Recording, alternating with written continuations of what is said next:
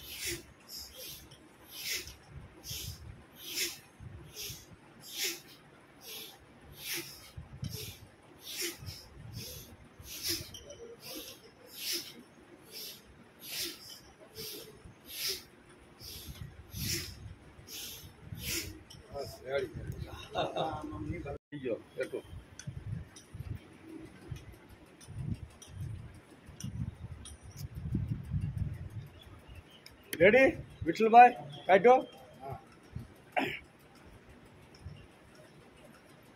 તમે જાદુ બાપે કાઢ્યું એને ભાઈ જરી કોણ બતાવી દીજો જાદુ બાપા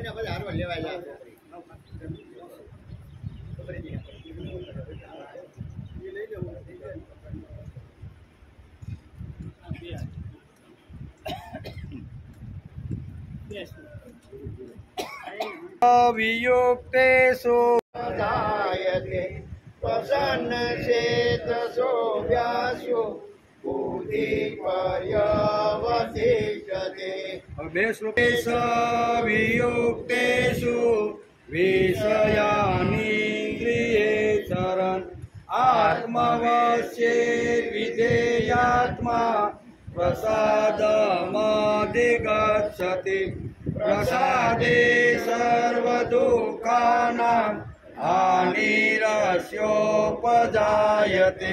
प्रसन्नचेतसो यासु बुद्धिपर्यवतिष्ठति वसुदेवसुतां देवां कंसचाणूरमर्दनम् देवकी परमानन्दं कृष्णं वन्दे जगद्गुरु गुरुर्ब्रह्मा गुरुर्विष्णु गुरुर्देवो महेश्वर गुरुसाक्षात् परब्रह्म तस्मै श्रीगुरुवे नमः नमस्कृत्यं नरं चैव नरोत्तमं देवीं सरस्वती व्यासं ततो जयमुदीरये ततो जयमुदीरये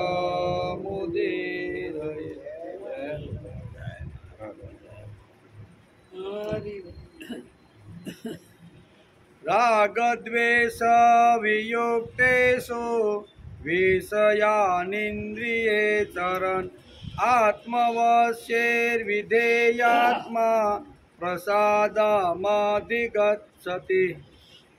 આજે શ્રીમદ ભગવદ્ ગીતા ચિંતન શરૂ થયું એનો 129મો દિવસ।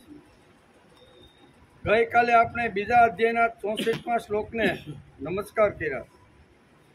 ભગવાન કહે છે કે હે અર્જુન, સ્વાધીન અંતઃકરણનો કર્મયોગી સાધક રાગ દ્વેષ વિનાની પોતાના વશમાં કરેલી ઇન્દ્રિયો દ્વારા વિષયનું સેવન કરતો રહીને અંતઃકરણની નિર્મળતાને પામે છે। સેવન કરવાનું કહે છે, ઇન્દ્રિયો અને વિષયોનું સેવન કરતો જે રાગ દ્વેષ વિનાનો છે તે પ્રસાદને પામે છે। એમ આપણે ગઈકાલે વિચારતા હતા। માણસે વિષય પરાયણ થવું કે ઈશ્વર પરાયણ થવું એ એક મોટો પ્રશ્ન છે. માનવ જીવન મળ્યા પછી બે વાત આપણી સામે આવીને ઊભે રહે કે મારે વિષય પરાયણ થવું કે ઈશ્વર પરાયણ. એટલે એમાં જ માણસની પરીક્ષા છે. માણસ જો વિષય પરાયણ થાય તો ધ્યાય તો કામાન અને છેવટે બુદ્ધિ નાશાત પ્રણશ્યતિ થાય. પરંતુ ઈશ્વર પરાયણ થાય તો મત પર્વ થાય તો પ્રસાદે મધ્ય ગચ્છતિ. બે રીતે માણસનું એક રીતે અધપતન થાય છે અને બીજી વાતમાં એને પ્રસાદ મળે છે. એમ આપણે ગઈકાલે આ વિચાર કરતા હતા. વિષયોમાં રહીને પણ ચલિત ન થવું આ બહુ કઠણમાં કઠણ વાત છે. વિષયોમાં ફરવું, ઇન્દ્રિયોને વિષયોની સાથે ફેરવવી એ કઠણમાં કઠણ વાત છે. એટલે કે વિષયોમાં રહીને પણ ચલિત ન થવું આ કઠણમાં કઠણ માણસની પરીક્ષા છે. આપણા ઋષિઓ, આપણા સંતો, આપણા આચાર્યો આવી રીતે ફરતા હતા, પણ એને વિષયો કે ઇન્દ્રિયોએ કંઈ તકલીફ આપી નહીં. ક્યાંય બધે ફેર્યા ને, વલ્લભાચાર્ય ફેર્યા, શંકરાચાર્ય ફેર્યા, સંતો બધા જે મહાપુરુષો જગતમાં આવ્યા એ જગતમાં પ્રત્યેક ઘરે જઈ અને મળ્યા છે, પણ કોઈને આવી રીતની કે અગવડ પડી નથી. તેથી આપણે શ્રીમદ ભગવદ્ ગીતાનો વિચાર ઘણા સમયથી કરતા રહેલા છે. શ્રીમદ ભગવદ્ ગીતાના 700 શ્લોકો સંકલિત કરી અને આપણા હાથમાં જે મૂકી છે એવા વેદ વ્યાસને આજે આપણે નમસ્કાર કરી લેવા જોઈએ. કારણ કે વેદ વ્યાસે ઘણું બધું આવી રીતનું સાહિત્ય નિર્માણ કર્યું છે. એક તો 1 લાખ શ્લોક લખ્યા મહાભારતની અંદર અને 5મા વેદ તરીકે એને માન્યતા મળી છે. આવો મહાન ગ્રંથ રચનાર વેદવ્યાસ હતા. પછી 18 પુરાણો લખ્યા. એટલા 18 પુરાણો લખી અને સામાન્યમાં સામાન્ય માણસ સમજી શકે એવા આ વાર્તાના રૂપની અંદર વિચારો કહેવાનો વેદવ્યાસે પ્રયત્ન કર્યો. તેથી વર્ષની અંદર એકવાર ગુરુ પૂર્ણિમાનો ઉત્સવ આવે છે. ગુરુ પૂર્ણિમાનો ઉત્સવ એટલે વ્યાસ પૂર્ણિમા. કેવું? ગુરુ પૂર્ણિમાને બીજા અર્થમાં જો કહેવાનું હોય તો એના માટે વ્યાસ પૂર્ણિમા કહેવામાં આવે છે. તેથી આજે વ્યાસ પૂર્ણિમા તરીકે આજે ભારતના ખૂણે ખૂણે આવી રીતના ઉત્સવો થતા હોય છે. તો એ વેદ વ્યાસે જેણે આટલું મોટું સમાજને જે આટલું બધું વાંગમય આપ્યું એને આજે આપણે ગુરુ તરીકે આપણે એને નમસ્કાર કરી લેવા જોઈએ. એમ તેના માટે બોલાય છે કે અચતુર્વદનો બ્રહ્મા દ્વિબાહુર પરો હરિ અભાલ લોસનમ સંભો ભગવાન બાદરાયણ. આમ વેદવ્યાસ માટે આવા શબ્દ આવી રીતના મહાન લોકોએ વાપરેલા છે. કે વેદવ્યાસ કેવા છે તો એનું વર્ણન કર્યું છે કે અચતુર્વદનો બ્રહ્મા. બ્રહ્માને 4 મોઢા છે, પણ વેદવ્યાસને તો 2 જ મોઢા, 1 જ મોઢું છે. અચતુર્વદનો બ્રહ્મા. બ્રહ્માને 4 મોઢા છે, પણ વેદવ્યાસને તો 1 જ મોઢું છે. છતાંય વેદવ્યાસને બ્રહ્મા કહેવામાં આવે છે. અચતુર્વદનો બ્રહ્મા દ્વિબાહુર પરો હરિ. વિષ્ણુ ભગવાનને 4 હાથ છે, પણ વેદવ્યાસને તો 2 જ હાથ છે. દ્વિ એટલે 2 હાથ છે, પણ છતાંય એને વિષ્ણુ કહેવામાં આવે છે. અચતુર્વદનો બ્રહ્મા દ્વિબાહુર પરો હરિ અભાલ લોસનમ સંભો. વેદવ્યાસના કપાળમાં 3જું નેત્ર નથી. એ નેત્ર શિવજીના કપાળમાં 3જું નેત્ર છે, પણ અહીંયા બાદરાયણ એટલે વ્યાસના કપાળમાં 3જું નેત્ર નથી, પણ છતાંય એને શંકર કહેવામાં આવે છે, મહાદેવ કહેવામાં આવે છે. એમ કૃતજ્ઞતાપૂર્વક કોઈ મહાપુરુષે વેદવ્યાસને માટે આ શબ્દો લખેલા છે કે અચતુર્વદનો બ્રહ્મા દ્વિબાહુર પરો હરિ અભાલ લોસનમ સંભો ભગવાન બાદરાયણ. બાદરાયણ એટલે વ્યાસ. એવા વ્યાસને હું નમસ્કાર કરું કે જેના કપાળમાં આવી રીતનું 3જું નેત્ર નથી, જેને 4 હાથ નથી, જેને 4 મુખ નથી, પણ છતાંય એને બ્રહ્મા, વિષ્ણુ અને મહેશની ડિગ્રી આપવામાં આવી છે. એવા બાદરાયણ ભગવાન વ્યાસને હું આજે નમસ્કાર કરું છું. તેથી આપણે આજના દિવસે આપણે એને યાદ કરી લેવા જોઈએ. જે આપણે શ્રીમદ ભગવદ્ ગીતાનો જે અભ્યાસ કરીએ છીએ ને, એનું પણ ભગવાન કૃષ્ણએ તો કુરુક્ષેત્રના મેદાનમાં અર્જુનને નિમિત્ત બનાવીને ગીતા ગાય, બહુ સરસ રીતે એનો સંવાદ થયો, પણ એનું સંકલન કરવાનું કામ જો કોઈએ કર્યું હોય તો એ વ્યાસે કરેલું છે. ભગવાન કાંઈ આડાવાળા ઘણા શ્લોકો બોલ્યા છે, ઘણી વાર આગળ ગયા છે, પાછો એનો શ્લોક પાછળ પણ કીધો છે. તો આવું આપણે ગીતામાં જોવા મળશે. પણ આ બધાનું સંકલન કરી અને વેદવ્યાસે સુંદર મજાની 700 ફૂલની માળા ગોઠવી અને સમાજની સામે મૂકી દીધી છે. એટલે એવા વેદવ્યાસને આજના પવિત્ર દિવસે આજે આપણે બધાએ નમસ્કાર કરવા જોઈએ. આપણા ગુરુ છે એ, બરોબર ને? કેવા છે? વેદવ્યાસી સમાજ આખાના ગુરુ છે એમ કે. તેથી નારદ વ્યાસ એટલે કે નારદ અને વ્યાસ આ પરીક્ષામાંથી પસાર થઈ ગયા છે, બધા જ પાસ થાય. તેથી તો આજે તેમની પૂર્ણિમા ગુરુ પૂર્ણિમા તરીકે ઉજવાય. બધી જ પરીક્ષાઓમાં વેદવ્યાસ પાસ થઈ ગયા, તેથી હજારો વર્ષ પછી પણ આજે આપણે એને યાદ કરી અને એની પૂર્ણિમાની તિથિ આપણે દર વર્ષે એક દિવસ ઉજવીએ છીએ. અષાઢ સુદ પૂનમ એટલે વ્યાસ પૂજાનો દિવસ. આજનો દિવસ કેવો છે? વ્યાસની પૂજા કરવા માટેનો દિવસ છે. અષાઢ સુદ પૂનમ એટલે વ્યાસ પૂજાનો દિવસ. વ્યાસ પૂજાના પવિત્ર દિવસે સંસ્કૃતિના ઘડવૈયાઓનું પણ પૂજન કરવું જોઈએ. વેદવ્યાસે સંકલન કર્યું છે, પણ છૂટા છવાયા ઘણા બધા ઋષિઓએ ઘણા બધા વિચારો કીધા, ઘણા બધા ગ્રંથો લખ્યા, પણ વેદવ્યાસે શું કર્યું કે જગતની અંદર જ્યાં જ્યાં વાંગમય એટલે કે આવી રીતનું જે પડેલું હતું, જે વિચારો પડેલા હતા, એ બધાને ભેગા કર્યા અને ભેગા કરી અને સુંદર મજાનું વાંગમય બનાવવાનો એને જબરજસ્ત પ્રયત્ન કર્યો છે. એટલે આજે જેમણે આ સંકલન કરી અને વેદ, ઉપનિષદ, ગીતા, મહાભારત અને ભાગવત જેવા ગ્રંથનું જેણે નિર્માણ કર્યું છે, એને આજે નમસ્કાર કરવાનો, એને પૂજા કરવાનો આજનો પવિત્ર દિવસ છે. એકલા હાથે તાળી પડે નહીં. સંકલન કરવું હોય તો ઘણા ઋષિઓનો, ઘણા સંતોનો, ઘણા મહાપુરુષોનો, ઘણા વિદ્વાનનો સહકાર લેવો પડે. તેથી વ્યાસે શું કર્યું કે સંકલન કરવા માટે હજારો ઋષિઓ જે અલગ અલગ રીતે જેણે ગાયું હતું, બોલ્યા હતા અથવા આવી રીતનું લખ્યું હતું, એ બધાનું સંકલન કરી અને વેદ વ્યાસે સુંદર મજાનો આ ગ્રંથો બધા આપણી સામે મૂક્યા. 1 લાખ શ્લોક મહાભારતમાં લખી અને આખી દુનિયાને ઇતિહાસ કેવી રીતનો હોય ને એ એમણે સમજાવી. આ કોઈ નાની સૂની વસ્તુ નથી. એણે લખેલા શ્લોકો જો બોલવાના હોય ને તો એક શ્લોકમાં 15-20 ભૂલ કરી નાખીએ આપણે. કેટલી 16 અક્ષર હોય ને તો 16 અક્ષરમાં આપણે ભૂલ કરી કે નહીં? એ લખેલું પણ આપણે સારી રીતે શુદ્ધ ઉચ્ચારથી વાંચી શકતા નથી. તો જેણે નિર્માણ કર્યું છે એની કેટલી ટોચની બુદ્ધિ છે, આટલું ખાલી વિચાર કરવાનો કે જેણે નિર્માણ કર્યા છે, શ્લોકો મંત્રો જેણે કર્યા છે, એની ટોચની જે નથી એ પાછું પુસ્તકમાં લખીને આખું ઊભું કરવું એ કાંઈ હેલી વાત નથી. આ તો લખેલું પણ આપણે વાંચવામાં ગડબડ કરી છીએ, બરાબર ને? તો આવા મહાપુરુષની આજે પૂર્ણિમા છે. તેથી ગુરુ પૂર્ણિમા તરીકે, વ્યાસ પૂર્ણિમા તરીકે આખા ભારતભરમાં અને જ્યાં જ્યાં આવી રીતના ભારતીય લોકો જે દેશની અંદર રહેતા છે ને, તે બધી જ જગ્યાએ આજનો સુંદર મજાનો ઉત્સવ બધા ઉજવતા હશે એમ કે.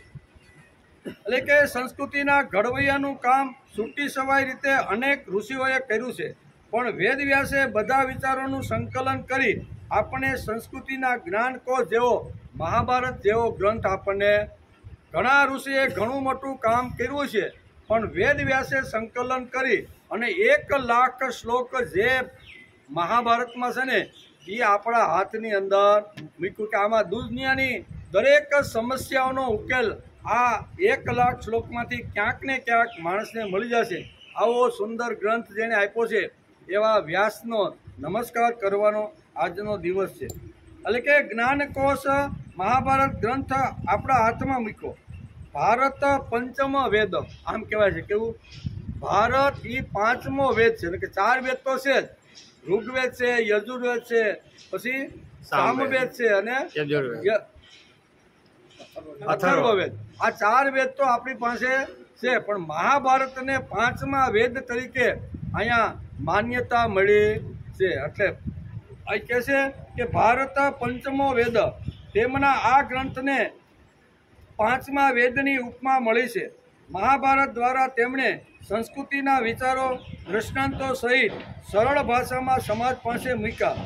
ગીતામાં પણ ભગવાને મુનિનામપ્યમ વ્યાસ, ભગવાને પણ અહીંયા બધા જે મુનિઓ છે ને એની અંદર વ્યાસ મુનિ હું છું. ભગવાને પણ પોતાની વિભૂતિ અહીંયા વ્યાસને કીધી છે કે વ્યાસ ઈ મારી વિભૂતિ છે. બરોબર ને? બધા મુનિઓની અંદર જે વ્યાસ છે ને, વ્યાસ મુનિ એ મારી વિભૂતિ છે એવું ભગવાને અહીંયા કહે છે ને કે બહુ સરસ રીતે સમજાવ્યું છે. વેદવ્યાસના જીવન અને કવનને અમર બનાવવા તેમના અનુગામી ચિંતકોએ સંસ્કૃતિના વિચારકોને પ્રચાર કરનાર સૌને વ્યાસ તરીકે સંબોધવાનું નક્કી કર્યું છે. વ્યાસના રસ્તે ચાલી અને વ્યાસના વિચારોનો સમાજમાં વિસ્તાર જે પીઠ ઉપર બેસીને જે લોકો કરતા છે ને એને વ્યાસ તરીકે સંબોધવાનું ઘણા બધા ચિંતકો મહાપુરુષોએ આ વાત વર્ષોથી કરી દીધી છે કે ભાઈ એ પીઠ એવી પવિત્ર છે, એ પીઠ એવી દિવ્ય છે, એ પીઠ ઉપર બેસે એને વ્યાસ કહેવામાં આવે છે. આટલું સરસ મજાનું વેદવ્યાસ માટે ઘણા લોકોએ કૃતજ્ઞતાપૂર્વક, તેથી ઘણા બધા ચિંતકોએ ઘણા બધા સંસ્કૃતિના વિચારોનો પ્રચાર કરનાર સૌને વ્યાસ તરીકે સંબોધવાનું નક્કી કર્યું છે. એને પછી એટલે એને વ્યાસપીઠ કહેવામાં આવે છે.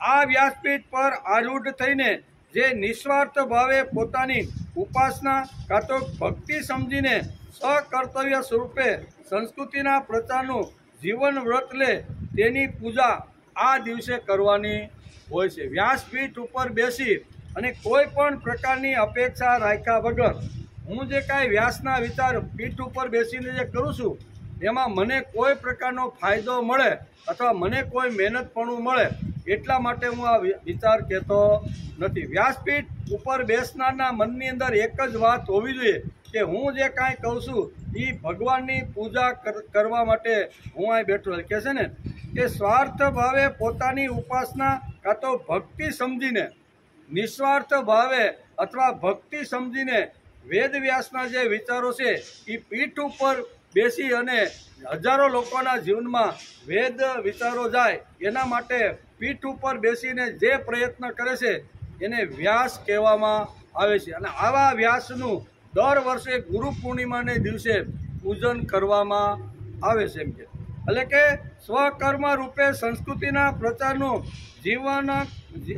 જીવન વ્રત લે તેની પૂજા આ દિવસે કરી માણસ કૃતકૃત્ય થઈ જાય.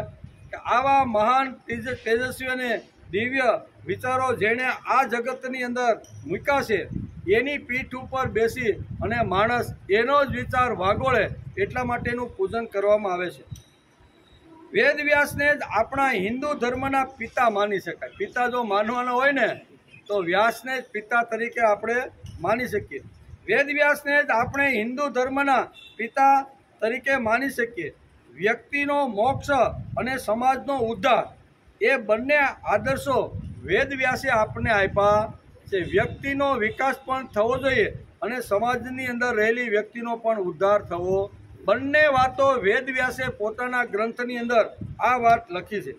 તેથી સમાજનો ઉદ્ધાર અને વ્યક્તિનો મોક્ષ એ બંને આદર્શો પ્રત્યે અભેદ બુદ્ધિથી જોનાર અભ્યુદય અને નિઃશ્રેષ્ઠ બંનેનો સમન્વય વેદવ્યાસે સાધ્યો છે. ખાલી ત્યાગ નહીં, ખાલી પ્રવૃત્તિ નહીં, પ્રવૃત્તિ અને કહેવાય ને કે નિવૃત્તિ બંનેનો સમન્વય વેદવ્યાસે દરેક વાંગમયની અંદર સાધવાનો પ્રયત્ન કર્યો છે. નિશ્રેયસ્ય વેદ, બરાબર, જે ભગવાનના મુખારવિંદમાંથી જે વેદો નીકળ્યા છે એનું સરસ મજાનું સંકલન કરી અને વેદવ્યાસે આ જગતની સામે મૂકવાનો પ્રયત્ન કર્યો છે. એમાં અહીં કીધું છે કે વ્યક્તિનો મોક્ષ અને સમાજનો ઉદ્ધાર આ બે વાતો હોવી.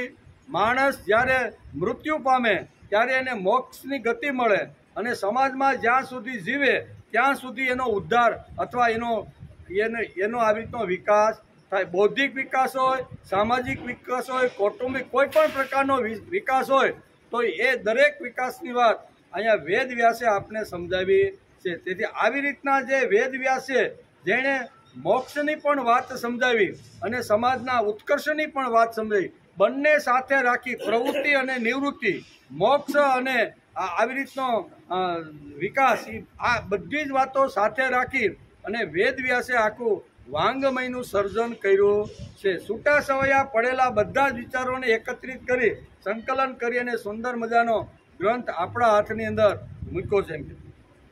આજે જગતમાં અધ્યાત્મ પરાયણ એવા વ્યાસજીથી ચડી જાય એવો જગતમાં આજ સુધી કોઈ જન્મો નથી.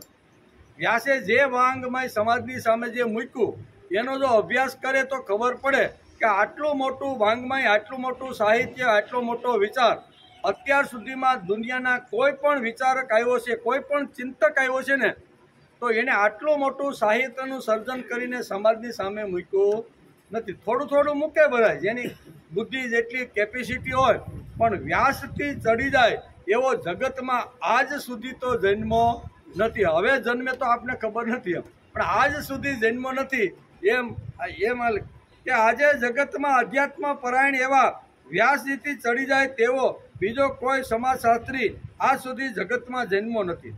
વેદવ્યાસનું વૈદિક તેમજ લૌકિક જ્ઞાન એટલું અમર્યાદિત હતું કે સર્વજ્ઞ લોકોએ કૃતજ્ઞતાપૂર્વક ગાયું. કૃતજ્ઞતા, વેદવ્યાસ પ્રત્યે કૃતજ્ઞતા વ્યક્ત કરીને ગાયું છે કે વ્યાસો ઉશિષ્ટ જગત સર્વ. આ સર્વ જગત આપણે જે જોઈ રહ્યા છીએ, જે સાંભળી રહ્યા છીએ, જે કાંઈ વાંગમય તે સારા વિચારો, એ બધું જ કોના મોઢામાંથી? વ્યાસના મોઢામાંથી નીકળેલી બધી જ વાતો. વ્યાસો ઉશિષ્ટ જગત સર્વમ, આવું કોઈ કૃતજ્ઞ માણસે વ્યાસ માટે લખી રાખ્યું છે કે વ્યાસના મુખારવિંદમાંથી જે શબ્દો નીકળે છે એ વિચારો અમને પવિત્ર કરે છે. એટલે કોઈ પણ સારી વાત, કોઈ પણ સારો વિચાર જગતમાં કોઈ પણ ખૂણામાં પડ્યો છે તો એ વિચાર કોનો છે? વ્યાસનો. વ્યાસનું હેઠું આપણે કહીએ. કેવું? વ્યાસનું હેઠું છે. તેથી સારમ વિશ્વસ્ય, મહાભારતમાં તેથી તેના માટે સારમ વિશ્વસ્ય કહેવામાં આવ્યું છે. મહર્ષિ વ્યાસજીએ જીવનના સાચા ભાષ્યકાર છે, કારણ કે તેમણે જીવનને તેમના સમગ્ર સ્વરૂપમાં જાણી અને માણી લીધું. જાણ્યું પણ ખરું, માણ્યું પણ ખરું, લખ્યું પણ ખરું અને સંકલન પણ કરી અને જતા પહેલાં દુનિયાના હાથની અંદર આવા મહાન ગ્રંથો આપીને ગયા છે. એવા મહાપુરુષનું આજના દિવસે માણસે પૂજન કરી લેવું જોઈએ. તેથી જીવન એ ન કેવળ પ્રકાશ છે કે ન તો જીવન અંધકાર છે. જીવન તો છે તેજ અને સાયાની સંતા કુકડી. આવું લખ્યું એને. શું કીધું? એણે એક બાજુ ઢળી જાય અને એક બાજુ ગુણો લખ્યા, પછી ગુણોનું પણ વર્ણન કર્યું છે અને દુર્ગુણોનું પણ વર્ણન કર્યું છે. એવી રીતે અહીં સમજાવવાનો પ્રયત્ન કરે છે કે અહીંયા જીવન ન કેવળ પ્રકાશ છે. પ્રકાશ હોતો ક્યારેક અંધારું પણ આવે, અજ્ઞાનનું અંધારું હોય, વિત્તનું અંધારું હોય, ઘણીવાર સમસ્યા, કુટુંબની સમસ્યાનું અંધારું હોય. અંધારું માણસની અંદર ક્યારેક આવે અને ક્યારેક પ્રકાશ પણ આવે. એટલે પ્રકાશ અને અંધારાનો સમન્વય કરી અને દુનિયામાં જે કાંઈ વાત હતી ને એ સત્ય સિદ્ધાંતો એણે જગતની અંદર આપ્યા. ખાલી પ્રકાશ નહીં, ખાલી અંધકાર નહીં. પ્રકાશ જ્યાં જ્યાં હતો ત્યાં પ્રકાશની વાત કરી અને અંધકાર જ્યાં જ્યાં જરૂર લાગી ત્યાં એના પણ દુર્ગુણો ગાયા છે. અહીંયા કે દુર્યોધનના ગુણોનું વર્ણન પણ મહાભારતની અંદર આવે છે. અને અહીંયા ધર્મરાજાએ જે ભૂલો કરીને અને જે એણે કાળાશ આવીને એનું પણ વર્ણન વ્યાસે કર્યું છે. બેયનું કર્યું છે. દુર્યોધનના ગુણોનું પણ ઘણા ગુણો હશે એની પાસે, એનું પણ વર્ણન કર્યું. અને ધર્મરાજાની અંદર ઘણા આવી રીતના આવેશમાં આવીને ઘણા કામ કરવા નહીં કરવા એવી જે નાની નાની જે દુર્ગુણોની વાતો હતી ને એ પણ ભગવાન વ્યાસે મહાભારતની અંદર લખેલી છે. એટલે કાળું તંતુ અને સફેદ તંતુ બંનેને અહીંયા વણી અને સુંદર મજાની સાદર બનાવવાનો પ્રયત્ન વેદવ્યાસે કર્યો. બંને તંતુ, કાળા તંતુ પણ જીવનમાં આવે. કાળાશ આવે એટલે અજ્ઞાન આવે, વેન આવે, વેમ આવે, અંધકાર આવે, બધું આવે ને, એને કાળા તંતુ કહે છે. અને પ્રકાશ એટલે જ્ઞાનનો પ્રકાશ હોય, બુદ્ધિનો પ્રકાશ હોય, આવી રીતનો ઇન્દ્રિયોનો પ્રકાશ હોય, આ બધાને પ્રકાશ કહેવામાં આવે છે. એટલે કે જ્ઞાન અને અજ્ઞાન એ બંનેનો સમન્વય કરવાનો પ્રયત્ન વ્યાસે કર્યો છે. તેથી જીવન એ કેવળ પ્રકાશ એટલે કે ન કેવળ પ્રકાશ છે કે ન તો જીવન અંધકાર છે. જીવન તો છે તેજ સાયાની સંતા કુકડી. કેવી? તેજ સાયાની સંતા ભરતી ઓટની રમત અને સુખ દુઃખનો સમન્વય. મહર્ષિ વેદવ્યાસનું કહેવું છે કે આપણું જીવન તો કાળા ધોળા તંતુઓથી વણેલું વસ્ત્ર છે. કેવું? કાળા ધોળા તંતુથી વણેલું, એમાં કાળું પણ હોય ને સફેદ પણ હોય. એમ સદગુણ અને દુર્ગુણ જીવનમાં સાથે જોવા મળે છે. તેથી જીવનમાં પ્રકાશ અને અંધકાર આવશે એવું વ્યાસને ખબર હતી. તેથી દરેક ગ્રંથની અંદર જે કાંઈ હતું એ છુપાવ્યા વગર જેવી વ્યક્તિ હતી ને એવાના ગુણ હોય કે દુર્ગુણ હોય બધા જ એણે ચિત્રી કાઢ્યા. એક બાજુ નહીં, એક બાજુ હોય તો વાર્તા બની જાય. કારણ કે અહીંયા બંનેની વાતો સમાજની સામે મૂકવાની છે. તેથી સંસ્કૃતિનો વિચાર કરનારા એટલે કે સંસ્કૃતિનો વિચાર કરનાર તેમજ તેમનો પ્રચાર કરનાર સૌને વ્યાસ તરીકે સંબોધવાનું ઘણા મોટા ચિંતકોએ નક્કી કર્યું. આટલા મોટા ગ્રંથનું જેણે સર્જન કર્યું અને સમાજની સામે મૂકવાનો જેણે પ્રયત્ન કર્યો એવા વ્યાસપીઠ ઉપર બેસીને જે વ્યાસ આવી રીતનું જે વિચાર કહેશે ને એને વ્યાસ તરીકે સંબોધન કરવાનું આપણા ચિંતકોએ નક્કી કર્યું. તેથી વ્યાસપીઠ ઉપર બેસનાર માણસે કેટલીક પરિજીઓ પાળવાની હોય છે. એ પહેલી વાત તો એ છે. એટલે કે વ્યાસપીઠ ઉપર બેસી ગયા અને બેઠા પછી એ વ્યાસપીઠ ઉપરથી કેવી રીતના વિચારો કેવા નહીં કેવા એની પરેજી પણ વ્યાસપીઠ ઉપર બેસનાર વ્યક્તિએ પાળવાની હોય છે. એવા નીતિ નિયમો પણ આવી રીતના ઘડવામાં આવ્યા છે. કંઈ કહે છે કે વ્યાસપીઠ પરથી વ્યાસને અમાન્ય એવો એક પણ વિચાર કહી શકાય નહીં.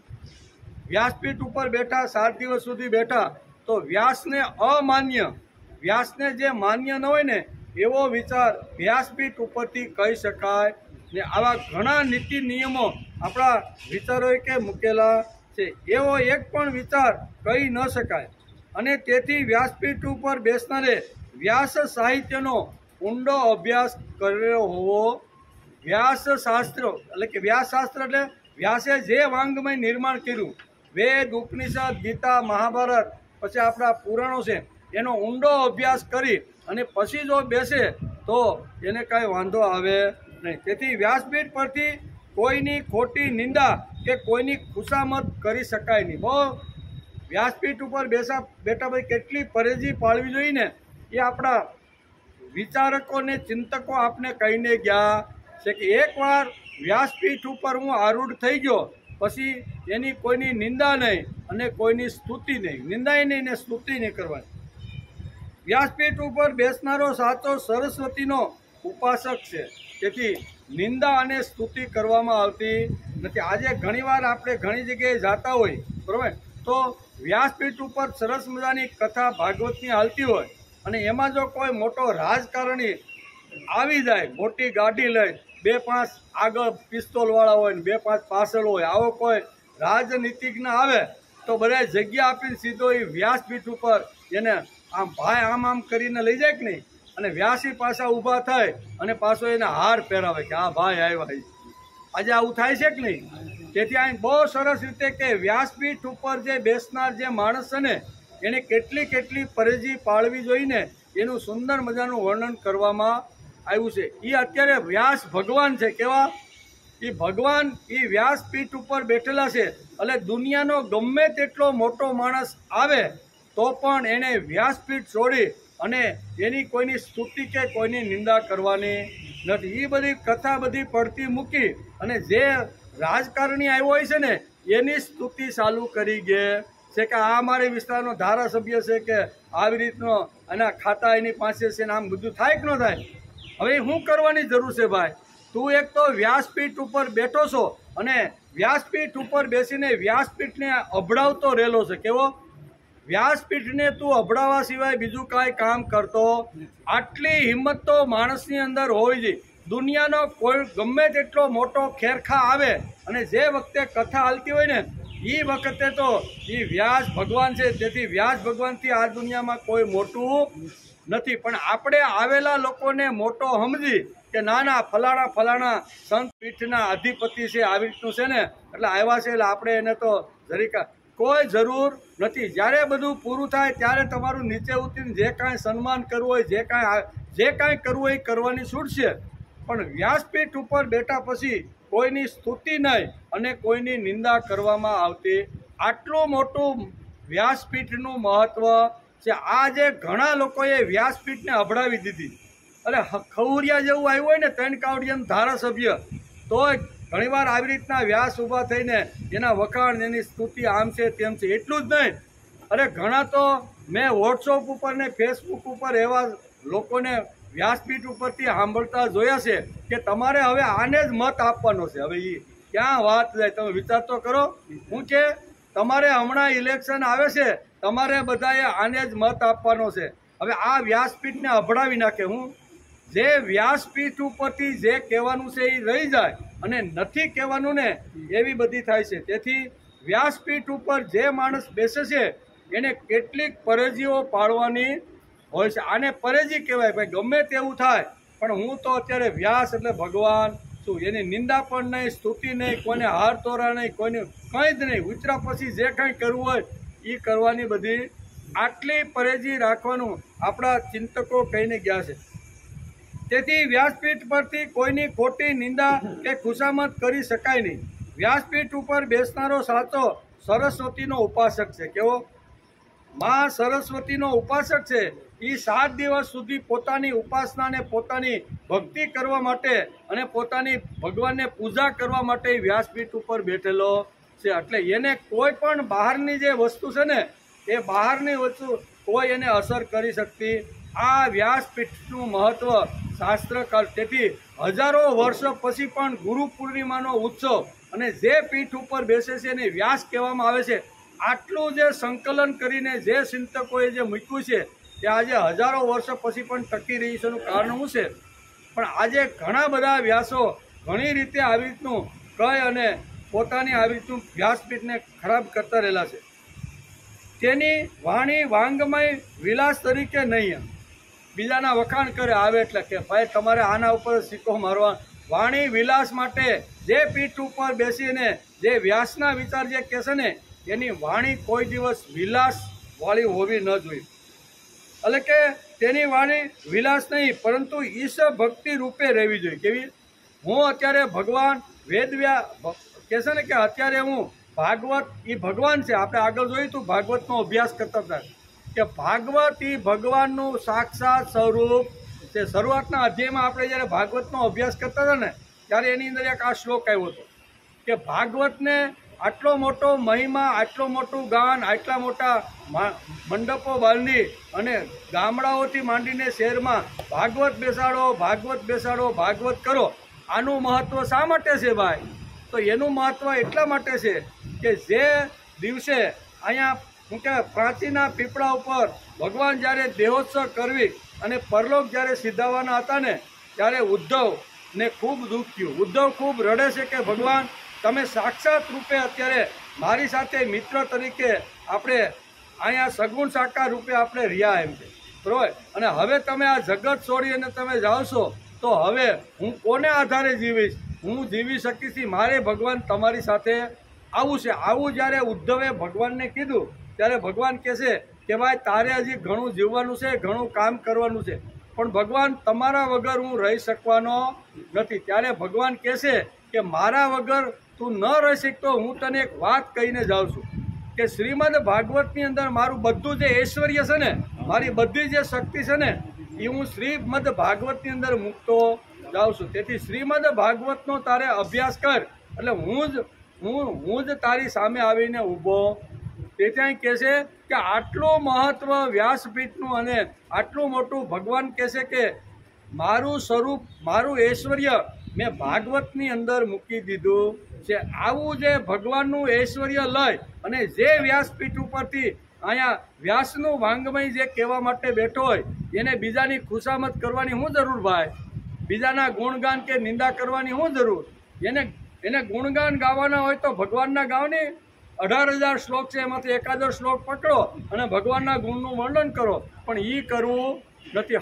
ખવડિયું આવ્યું હોય 3 કાવડિયાનું 5 વર્ષની ખુરશી હોય, કેટલી 5 વર્ષથી, પછી તો એ ઉથલી જવાનો, ખબર છે કે આને કાંઈ કર્યા નથી, એટલે પબ્લિક સમજે કે ભાઈ આને ઉથલાવો હોય. તો 5 વર્ષની ખુરશી માટે આવ્યું હોય, હવે એનું આટલી મોટી વ્યાસપીઠ છોડી અને વ્યાસની જગ્યા છોડી અને સન્માન કરવું એ તો યોગ્ય લાગતું નથી. આટલું પરેજી પાળવાનું બહુ સરસ રીતે, જ્યાં જ્યાં વ્યાસપીઠ ઉપરથી વ્યાસના વિચારો કહેવાતા હોય ને, એને આટલી મોટી પરેજી પાળી અને પછી બેસવું જોઈએ. તેની વાણી સરળ અને સ્પષ્ટ હોવી જોઈએ. વ્યાસ પીઠ ઉપર બેસી અને જે વ્યાસના વિચારો જે કહેશે તેની વાણી સરળ, સ્પષ્ટ અને ઊંડી અને સમાજની ઉન્નતિની સાધકતા હોવી જોઈએ. આ પરેજી પાળવી જોઈએ. વાણી પણ સારી અને ઊંડો અભ્યાસ કરેલો પણ હોવો, તો જ એ ઊંડો અભ્યાસ કર્યો હોય તો જ એ બીજાને સારી રીતે સમજાવી શકે. પણ ઊંડી ભાષામાં બહુ મોટા થોતાને સંસ્કૃતમાં કયો તો ઘણીવાર માણસ સમજી શકતો નથી. તેથી સરળ ભાષાની અંદર જે સિદ્ધાંતો અઘરી ભાષામાં શાસ્ત્રકારોએ લખ્યા છે એ અઘરા સિદ્ધાંતોને સરળ ભાષામાં કહેવાનો અહીંયા વ્યાસપીઠ ઉપર બેઠો એને પ્રયત્ન કરવો. કારણ કે શબ્દ ફોડીને કહેવાનો છે કે ભાઈ આનો અર્થ આવી રીતનો થાય છે. નકારાત્મક શ્લોકોનું ખાલી જો પારાયણ કરવાનું હોય ને તો શ્રીમદ ભગવદ્ ગીતાનું 3 કલાકમાં પારાયણ થઈ જાય, બરોબર. પણ આપણે તો 1000 દિવસ સુધી આનું પારાયણ કરવાનું છે. આપણો એવો સંકલ્પ છે. કહેવાનો અર્થ કે જે સરળ સીધી ભાષાની અંદર લોકભોગ્ય થઈ એવા સરળ વિચારો કહી અને સમાજને કહેવાનો પ્રયત્ન કરવો જોઈએ. વેદવ્યાસ એ સમાજના સાચા ગુરુ છે. તે પરથી પરંપરાનુગત વ્યાસ પૂજા એ ગુરુ પૂજા તરીકે. વ્યાસ પૂજા શું થાય તો કે ગુરુ પૂજા. જગતની અંદર ગુરુ કોઈ જોને માનવાનો હોય તો વ્યાસને તમે ગુરુ માનો, એટલે ગુરુ પરંપરા ત્યાંથી આખી શરૂઆત થઈ છે. વેદવ્યાસને સમાજના સાચા ગુરુ છે. તે પરથી પરંપરાગત વ્યાસ પૂજા એક ગુરુ પૂજા કહેવાણી અને વ્યાસ પૂર્ણિમા એક ગુરુ પૂર્ણિમા કહેવાણી. તેથી આવી રીતના ઉત્સવો આજે ઘણી જગ્યાએ આપણે જોવા મળે છે. નિર્જીવ વસ્તુને ઉપર ફેંકવી હોય એમાં સજીવની જરૂર પડે. કોઈ નિર્જીવ વસ્તુ હોય એને જો ઉપર ફેંકવી હોય અથવા આગળ આમ ફેંકવી હોય તો એ વસ્તુ તો ત્યાં પડી છે, પણ ઉપર અથવા આગળ જો ફેંકવાની હોય તો જીવિત વ્યક્તિ અથવા જેની અંદર ચૈતન્ય છે એવી વ્યક્તિની જરૂર પડે કે નહીં, બરોબર ને. તો અહીંયા કહે છે કે નિર્જીવ વસ્તુને ઉપર ફેંકવા જેમ સજીવની જરૂર પડે. દાખલા તરીકે આપણે છોકરાઓ નાના શેરીમાં બોલે રમતા હોય અને એ ફૂટબોલ રમે ને પગથી એ દડાને આવી રીતનો કરે, દડો દૂર જાય, ધીમે પૃથ્વીનું ધરતીનું ઘર્ષણ બોલની સાથે થાય એટલે અમુક જગ્યાએ જાય અને દડો અટકી જાય, આખે હાલો જ જાય. પૃથ્વીનું ઘર્ષણ થાય એટલે ધીમે દડો ધીમે પડે કે નહીં. એ ધીમે પડેલો જે દડો છે ને એને પાછો મોકલવાનો હોય તો કોઈ સજીવ વસ્તુની જરૂર પડે છે. એવી જ રીતે નિર્જીવ વસ્તુને ઉપર ફેંકવા જેમ સજીવની જરૂર પડે છે તેમ લગભગ જીવહીન અને પશુતુલ્ય બનેલા માનવને દેવત્વ તરફ મોકલવા માટે જીવંત વ્યક્તિની જરૂર પડે. કેવા માણસને? પશુતુલ્ય માણસ ઘણા જગતમાં ફરતા હોય એને પાછા દેવત્વ તરફ જો લઈ જવાનો હોય તો એને જીવિત વ્યક્તિની જરૂર પડે. તેથી ગુરુ પૂજા આવી. તેથી વચ્ચે ગુરુ લાવવાનું કારણ શું છે ભાઈ? ગુરુ ધક્કો મારે માણસને, થાક્યો હોય, કંટાળી ગયો હોય, અટકી ગયો હોય તો એને ગુરુ, પછી જીવિત ગુરુ હોય તો એને આવી રીતનો ધક્કો મારે છે. ત્યારથી આ ગુરુ પરંપરાની શરૂઆત થઈ છે. આ આવશ્યક રહે છે. આ વ્યક્તિ એટલે જ ગુરુ. એમ બોલ અટકી જાય અને અટકેલો બોલને જો પાછો ઘા કરવાનો હોય તો એ જીવિત વ્યક્તિ જોઈ, અને આ જીવિત વ્યક્તિ એટલે જ ગુરુ. ગુરુ કેવા? નહીતર આપણે ભગવાન સુધી જવાનું છે, ભગવાન સુધી પહોંચવાનું છે તો એ વચેટિયાની શું જરૂર? ઘણીવાર આપણને એમ થાય કે વચ્ચે આવવાની શું જરૂર? આપણે ડાયરેક્ટ અભ્યાસ કરો, ભગવાનનું સ્મરણ કરો, ભગવાનનું સાનિધ્ય સ્વીકારો અને વચ્ચે કાંઈ મારે દલાલની જરૂર. ઘણા લોકો આવું બોલતા હોય છે. એ દલાલ નથી, પણ જ્યાંથી માણસ અટકો અને પછી એને ખબર નથી કે હવે મારે શું કરવું, ત્યારે જીવિત વ્યક્તિ ગુરુ એની પાસેથી આવે અને આવી રીતનો પશુતુલ્ય જે માણસ છે એમાંથી પશુત્વ બહાર કાઢી અને દેવત્વ તરફ લઈ જવાનો જે પ્રયત્ન કરે છે ને એને ગુરુ કહેવામાં આવે છે. બધાને ગુરુ નહીં, પણ જે પશુત્વ ખલાસ કરી, શિષ્યની અંદર પશુત્વ ખલાસ કરી અને દેવ જેવો બનાવવાનો પ્રયત્ન કરે. મારા કરતાં હવાયો થાવો, ગુરુની આ ભાવના હોવી, મારા કરતાં મારો શિષ્ય હવાયો થાવો જોઈએ. અને આ જો ભાવના હોય ને તો એ ખરા ગુરુ છે. અને આવા ગુરુનું પૂજન વર્ષની અંદર એકવાર કરવામાં આવે છે. તેને આપણે વ્યાસ પૂર્ણિમા અથવા ગુરુ પૂર્ણિમા આપણે કહીએ છીએ. તેથી દુનિયાના દુઃખો દૂર કરવાનો માર્ગ બતાવનાર ગુરુ છે. કેવા? દુનિયા કહે છે ને કે દુનિયાના દુઃખોનો દૂર કરવાનો માર્ગ બતાવનાર ગુરુ એ જ બ્રહ્મા છે અમારા માટે. શું છે? દુઃખ ઘણું બધું છે, એ દૂર કરવાનો પ્રયત્ન જે કરે છે ને એને બ્રહ્મા કહેવામાં આવે છે. ગુરુ અમારા માટે કેવા? તો ગુરુને બ્રહ્માની ઉપમા પણ આપવામાં આવી છે. બતાવનાર ગુરુ એ જ બ્રહ્મા છે. એ જ ગુરુ સર્વવ્યાપક વિષ્ણુ ભગવાન છે.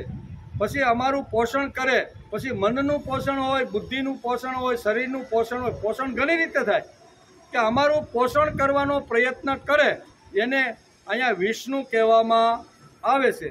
અને પછી ત્રીજી જે વાત છે કે વિષ્ણુ ભગવાન છે એ જ ગુરુ મહાદેવ છે. જ્ઞાન આપનાર ખરા ગુરુ સાક્ષાત પરબ્રહ્મ છે.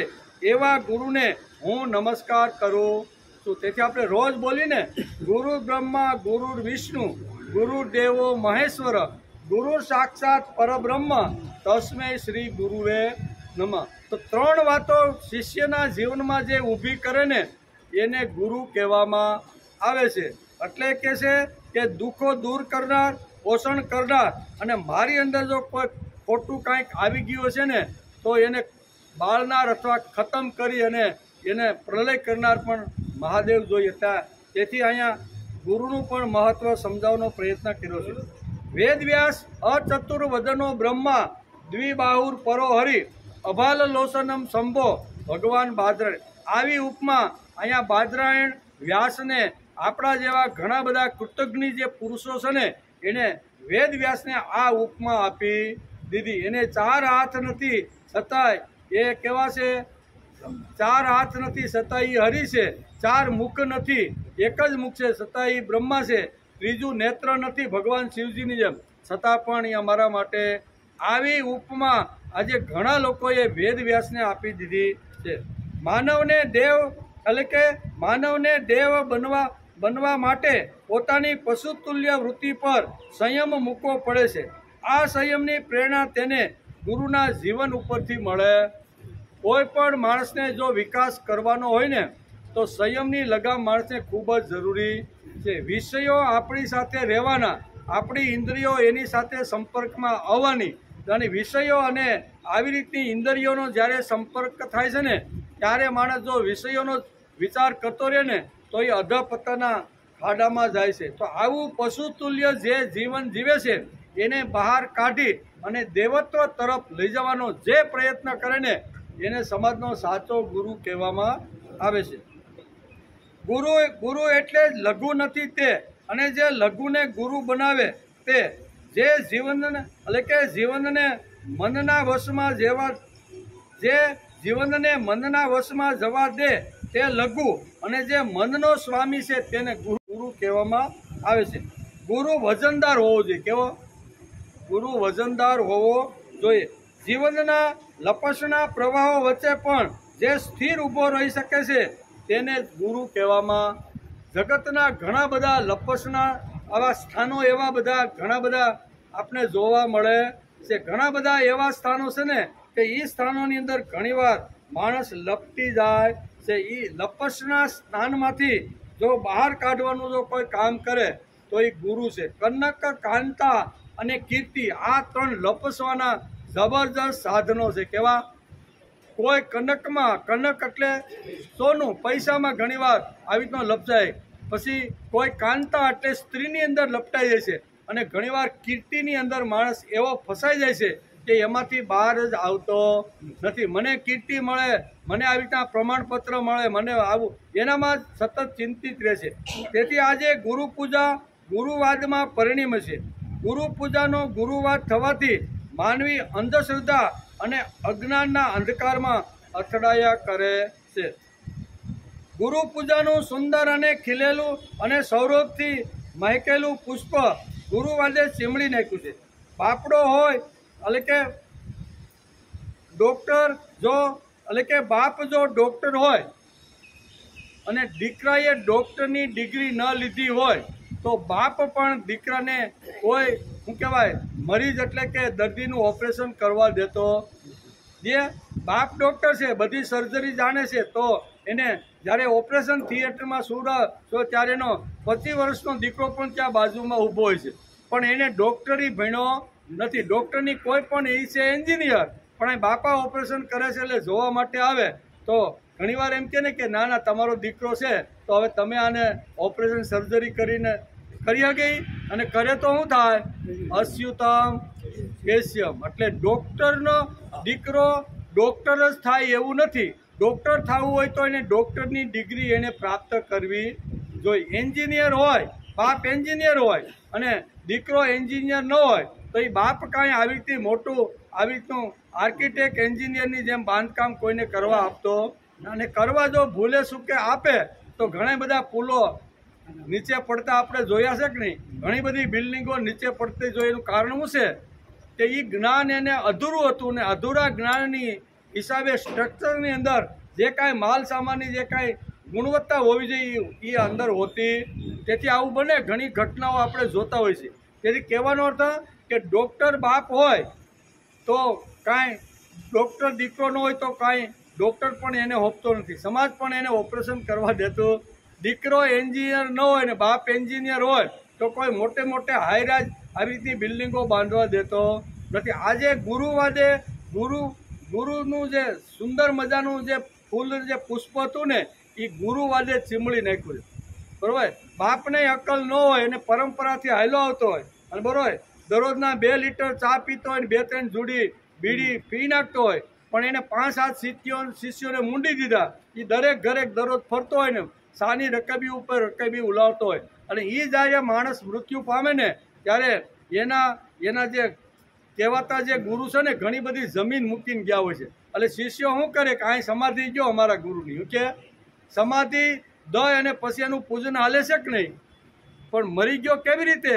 તો કે બીડી સૂંઘતો મરી ગયો. જ્ઞાનનું ઠેકાણું નહીં, ભાવનું ઠેકાણું નહીં, અધ્યાત્મ કે ભક્તિને કાંઈ લાગે વળગે નહીં. પણ 5-25 લોકોએ નક્કી કરી નાખ્યું કે આ અમારો ગુરુ છે. એમ કરી અને ગુરુવાદનું સુંદર મજાનું જે પુષ્પ હતું ને એ આજના કહેવાતા ગુરુવાદને એટલે કે ગુરુ આવા હતા તો એનો દીકરો પણ એની ગાદી ઉપર બેસે. એનો દીકરો જાય ને એટલે પછી એનો દીકરો એ ગાદી ઉપર.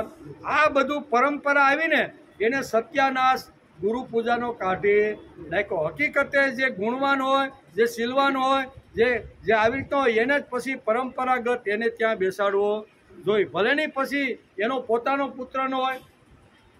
મહાભારતની અંદર પણ આ વાત આવે છે ને કે જે વખતે ભરત અને શકુંતલા હસ્તિનાપુરની ગાદી તેને ભરતને જે વખતે નિવૃત્તિ લેવી હતી, ભરતને 7 પુત્રો હતા. કેવા? એટલે બધા હવે નક્કી કહેશે કે હવે યુવરાજની નિમણૂક કરી દે ને ભરત તો બહુ સારું. ભરત રાજા હતા, શકુંતલા બરોબર ને એ આપણે બધું શકુંતલાનો પુત્ર જે ભરત હતો ને એ હસ્તિનાપુરનો રાજા એ કાળમાં હતો. પછી આ બધી પરંપરાઓ બધી આપણે જોવા મળે છે. પણ એણે નક્કી કર્યું કે બધા પ્રધાનોને બધા કહેશે કે હવે તમે કોઈ યુવરાજની સ્થાપના કરો. કે તો કાંઈ વાંધો નહીં, આવતા અઠવાડિયાની અંદર હું યુવરાજને નિમિત્ત કરી અને પછી મારે તપસ્યા કરવા વનમાં ચાલ્યું જવાનું છે. 7 દિવસ પછી સભા ભરાણી અને બધા જ અહીંયા શકુંતલા સહિત એની માતા સહિત બધા જોવે છે કે 7માંથી કોઈ પણ એક દીકરાને આ હસ્તિનાપુરની ગાદી ઉપર ભરત બેસાડશે અથવા એને નિમણૂક કરશે. ભરત ગાદી ઉપર આવી ગયો, બધા પ્રધાન મંત્રીમંડળ આવી ગયો અને હવે કોણ શું કહેવાય અહીંયા હસ્તિનાપુરનો યુવરાજ બને છે એના તરફ બધાની નજર હતી. અને ભરતે ઊભા થઈને કીધું કે મારા 7 દીકરા છે ને એ હસ્તિનાપુરની ગાદી ઉપર બેસવા માટે લાયક નથી. હું કીધું અને ખળભળાટ મચી ગયો. બરોબર? અને માતા પણ ખળભળાટ, માતા શકુંતલાને પણ કહ્યું કે તું આ શું બોલે છે? એ કે હા માતા, કે હસ્તિનાપુરની ગાદી ઉપર બેસવા માટે હાથમાંથી એકેય દીકરા લાયક નથી. તેથી હું આ જે સંતનું છે ને બીજો જ હતો એને હું ગાદી ઉપર નિમણૂક કરું. કહેવાનો અર્થ કે દીકરાની અંદર જો લાયકાત ન હોય અને પરંપરાથી જો ગાદી હાલી આવતી હોય અને એ ગાદીના અબજો ને કરોડો રૂપિયા હોય, મોટું બધું સંચાલન હોય, તો ઘણીવાર બાપ આવા જે અજ્ઞાની વહેમી પાખંડી છોકરાને પણ બેહાડીને જાય છે. એનાથી સમાજનું સત્યાનાશ થઈ જાય છે. એટલે વ્યાસ પૂજા બહુ સરસ રીતે આપણે સમજાવવાનો પ્રયત્ન કરે છે. ગુરુનો મહિમા ખૂબ જ મોટો છે, બરાબર ને? અને તેથી જ વર્ષની અંદર એકવાર ગુરુ પૂજનનો દિવસ આવે છે અને એને આપણે ગુરુ પૂર્ણિમા તરીકે ઉજવીએ છીએ. અને ગુરુ જો માનવાના હોય તો આપણો ચિંતકો અને મહાપુરુષો કહી ગયા છે કે વ્યાસ એ જગતના મોટામાં મોટા ગુરુ છે. એના જેટલું વાંગમય અત્યાર સુધીમાં કોઈએ સર્જન કર્યું નથી. એનો વિચાર હાલે છે. ગુરુ પૂજન એટલે ધ્યેયનું પૂજન. ગુરુનું જીવન ધ્યેય મૂર્તિ જેવું હોવું જોઈએ. ગુરુ એટલે ધ્યેયનું સાકાર સ્વરૂપ હોય છે. જે લઘુ નથી તે ગુરુ. માનવના જીવનમાં ધ્યેય આવતા સંયમ નિર્માણ થાય છે. સંયમથી શક્તિ સંગ્રહિત થતી જાય છે અને એ શક્તિથી જ માનવ ધ્યેયની સમીપ જાય છે. અજ્ઞાનના અંધકારને હટાવવા નિવારવા જ્ઞાનની જ્યોત પ્રગટાવનાર ગુરુને નમસ્કાર કરવા જોઈએ. મારા જીવનમાં જે અંધકાર હતો એમાંથી હટાવી અને પ્રકાશ આપનાર જે છે ને એવા ગુરુને આજના દિવસે નમસ્કાર કરવા જોઈએ. ગુરુના ઉપકારોથી જેનું હૃદય ભરાય એવું છે એવા કોઈ કૃતજ્ઞ માનવે ગાયું કે ગુરુર બ્રહ્મા ગુરુર વિષ્ણુ ગુરુર દેવો મહેશ્વર ગુરુ સાક્ષાત પરબ્રહ્મ તસ્મૈ શ્રી ગુરુવે નમઃ. આવા ગુરુ પૂજનના દિવસે વ્યાસ પૂર્ણિમા ગુરુ પૂર્ણિમા તરીકે આખા ભારતભર અને વિદેશમાં જ્યાં જ્યાં ભારતીય લોકો રહેતા છે ત્યાં ઉજવવામાં આવે છે. વેદવ્યાસનું પૂજન એ ભારતીય સંસ્કૃતિ સુમધુર તેમજ ભાવભીનું કાવ્ય છે. તેથી જ આજના દિવસે કૃતજ્ઞતાપૂર્વક વ્યાસને નમસ્કાર કરી લેવા જોઈએ. ગુરુ પાસે પહોંચતા જ આપણી બધી ગ્રહણશીલ શક્તિઓ બની જાય છે. તેનો સહવાસ જ એવો મધુર હોય છે કે વિખૂટા પડવાનું મન થતું જ નથી. પરશુરામ અને કશ્યપનો ચરિત્ર આપણે જોઈએ તો પરશુરામ જે વખતે કશ્યપ ઋષિના તપોવનમાં ભણવા ગયા, ભણવાનું પૂરું થયું અને પછી આગલે જ દિવસે એનો વિદાય સમારંભ હતો. પણ પરશુરામ તપોવનમાંથી જવાની ના પડતા હતા અને ગુરુને એમ થાય છે કે આવો જ્ઞાન, આવો શક્તિશાળી, આવો બળવાન શિષ્યને મારે હવે કેમ કહેવું કે ભાઈ તારો અભ્યાસ પૂરો થઈ ગયો છે એટલે પણ જવાનું હતું એ નક્કી હતું. ગુરુ એ વિચાર કર્યો કે આવડી મોટી શક્તિને આપણા આશ્રમમાં બાંધી રખાય. આને જેટલું જ્ઞાન મેં આપ્યું છે ને એ સમાજના હિત માટે એણે વાપરવું જોઈએ. તેથી મારે એનાથી છૂટો કરવો પડે. પરશુરામ કહે છે ને કે અહીંયા કોણ કહે છે પરશુરામ જવાની ઈચ્છા વ્યક્ત કરતા નથી પણ જવું તો પડે. એટલે કહેવાનો અર્થ કે ગુરુના સહવાસમાંથી શિષ્યને જ્યારે દૂર થવાનું હોય ત્યારે બંનેની આંખની અંદર આંસુઓ હોય છે. એક જા એમ કહી શકતો નથી અને હવે હું જવાનો નથી એમ શિષ્ય પણ કહી શકતો નથી. કારણ કે પૂર્ણ અભ્યાસ થઈ ગયા પછી હવે શું કરવાનું? એટલે આવી સ્થિતિ છે. એટલે કે ગુરુ પાસે પહોંચતા જ તેની પાસેથી દૂર થવાનું મન થતું નથી, વિખૂટા પડવાનું મન થતું જ નથી. પરશુરામ અને કશ્યપના ચરિત્રમાં આપણે આ દ્રશ્ય જોવા મળે છે. ગુરુના એક જ સ્મિતે વર્ષોનો થાક દૂર થઈ જાય છે. તેમની અમીપ ભરી દ્રષ્ટિ થતાં જ તેમની અમિત ભરી દ્રષ્ટિ થતાં જ મનની મલિનતા દૂર થઈ જાય. આ ગુરુનું સાનિધ્ય સેવાથી અહીંયા શિષ્યની કેવી રીતનું થાય એનું વર્ણન કર્યું છે. મનની મલિનતા દૂર થઈ જાય છે. આવા ગુરુનું પૂજન એ ભારતીય પરંપરા છે. તેથી આજે ગુરુ પૂજનના દિવસે વ્યાસને નમસ્કાર કરવાના છે. બુદ્ધિના હિમાલય ગણી શકાય તેવા શ્રીમદ આદ્યગુરુ શંકરાચાર્ય જેવા પણ ગુરુનું નામ આવતા જ એ ભાવભીના થઈ જાય છે. આદ્યગુરુ શંકરાચાર્ય એટલે ટોચનું જેણે તત્વજ્ઞાન આખી દુનિયાને આપ્યું છે. ઘણા બધા ભાષ્યો એણે લખ્યા છે, બરોબર. વેદ છે, ઉપનિષદ છે, આવી રીતના જે છે એની ઉપર ઘણું બધું ભાષ્ય લખ્યું. એવી જ્ઞાનની ટોચ ઉપર ગયેલા અહીંયા જ્યારે એના ગુરુનું સ્મરણ થઈ આવે છે ત્યારે શંકરાચાર્યના આંખની અંદર ભાવભીના આંસુ ભરાયા આવશે. જ્ઞાન આપનાર સદગુરુને આપી શકાય એવું ત્રણેય લોકમાં દ્રષ્ટાંત જ નથી. અને આપવું જ હોય તો લોઢાનું સોનું બનાવનાર પારસમણીનું જ આપી શકાય. ગુરુને જો કોઈ ઉપમા આપવાની હોય તો ગુરુને ઉપમા આપવા માટે કોઈ જગતની અંદર એવું કોઈ નથી. પણ જો આપવાની જ હોય તો લોઢામાંથી જે સોનું બનાવી આપે ને એની પારસમણીની ઉપમા આપી શકાય. કારણ કે પારસમણીનો સ્પર્શ લોઢાને થાય તો લોઢું પણ હેમ બની જાય છે, બરોબર ને? તો આપવાનું હોય તો આ આપી શકાય. તેથી સરસ મજાનું એક ભાવગીત પણ છે. પલે પલે તારો, ગુરુ માટે ગાયું છે. પલે પલે તારો જીવન સંદેશો આંખોને મારી ભીંજાવી રહ્યો છે. કળયુગના પાંજે પીખાતા રહેલા માનવ કલેવરને સજાવી રહ્યો છે.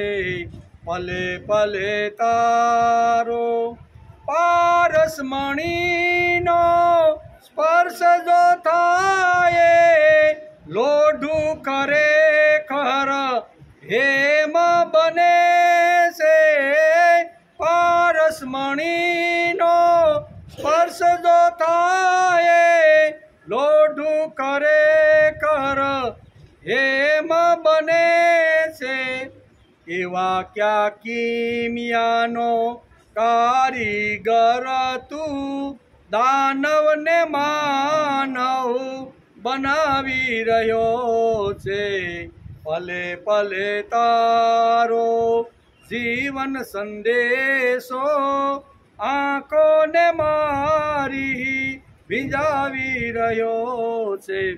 કહે છે કે કૃષ્ણએ બંસરી બજાવી કીધા તા ઘેલા ગોપ ગોપીઓને. કૃષ્ણએ બંસરી બજાવી કીધા તા ઘેલા ગોપ ગોપીઓને.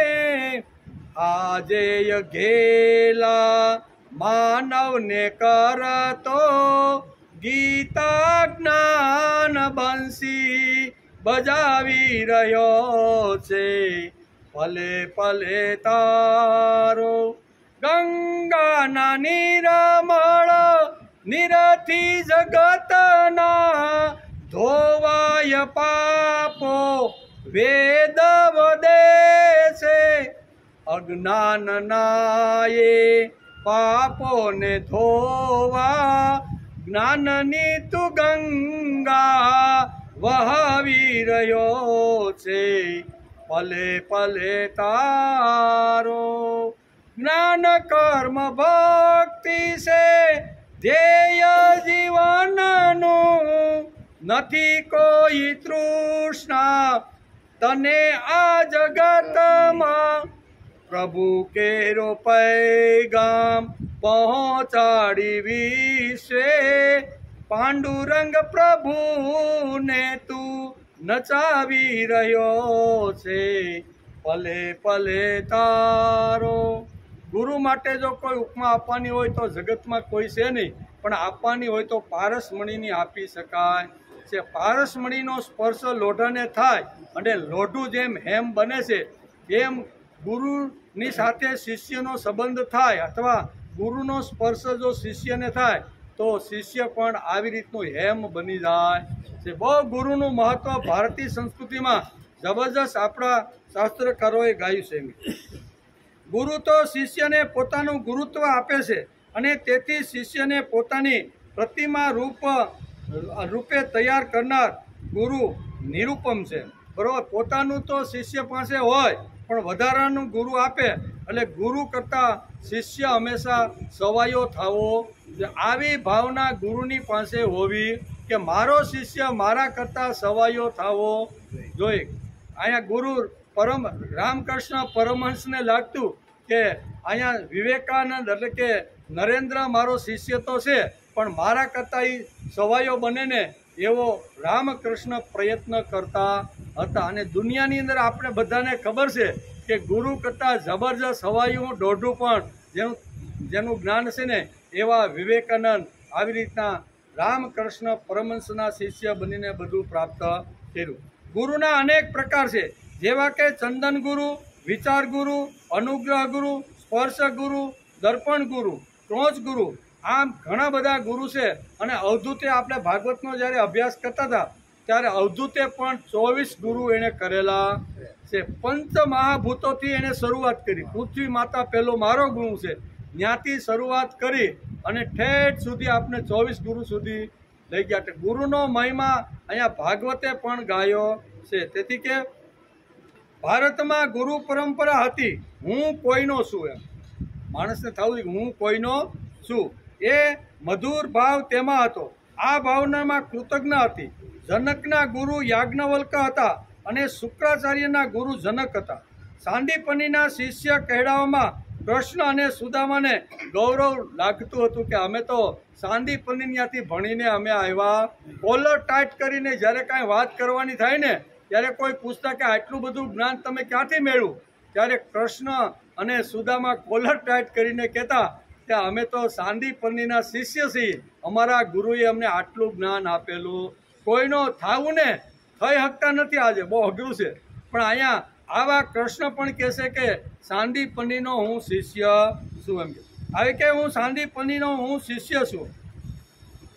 પછી વિશ્વામિત્રની સેવા કરવામાં રામ અને લક્ષ્મણ કદી થાકતા નહોતા. ગુરુ તરીકે એને માન્ય વિશ્વામિત્રને કર્યા.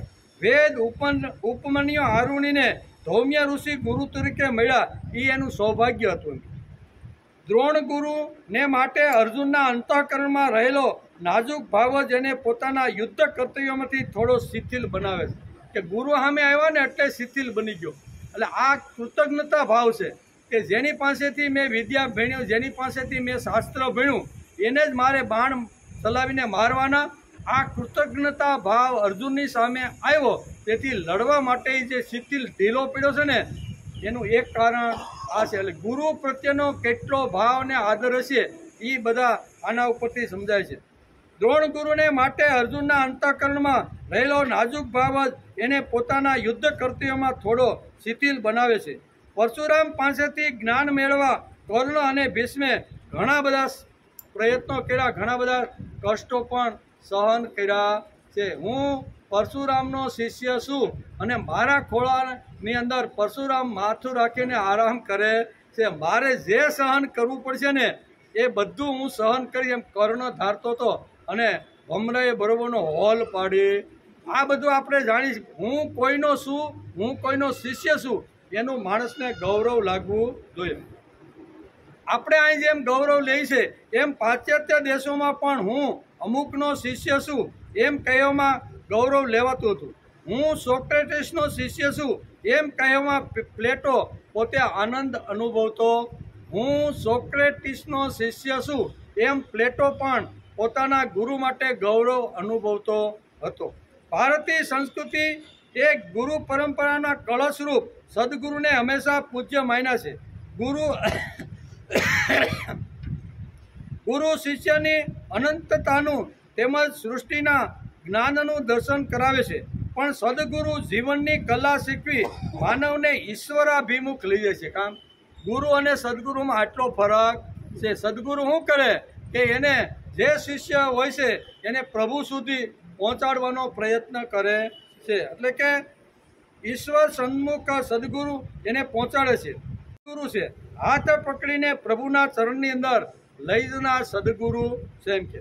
તેથી આજના પવિત્ર અને મંગળ દિવસે આવા સદગુરુની પૂજા, એને નમસ્કાર કરવાનો આજનો દિવસ. આપણે વાણીથી આવા મહાપુરુષ જે આવી રીતના ગુરુ કહેવાય વેદવ્યાસે, એને આપણી વાણીથી અને મનથી આજે નમસ્કાર કરવાનો દિવસ છે. તેથી જ આજના પવિત્ર અને મંગળમય દિવસે આવા સદગુરુની પૂજા નમસ્કાર કરવાનો દિવસ છે. આજે વ્યાસ મુનિને નમસ્કાર કરવા જ જોઈએ. કૃતજ્ઞતા એના પ્રત્યે વ્યક્ત કરવી જોઈએ. વ્યાસ પૂજાના પવિત્ર દિવસે સંસ્કૃતિઓના ઘડવૈયાઓનું પૂજન થાય છે. સંસ્કૃતિઓના ઘડતરનું કામ જે સુકટી સમયે જે ઋષિઓએ કર્યું એ બધા જ ઋષિઓને આજે યાદ કરવાના આ પવિત્ર દિવસ છે.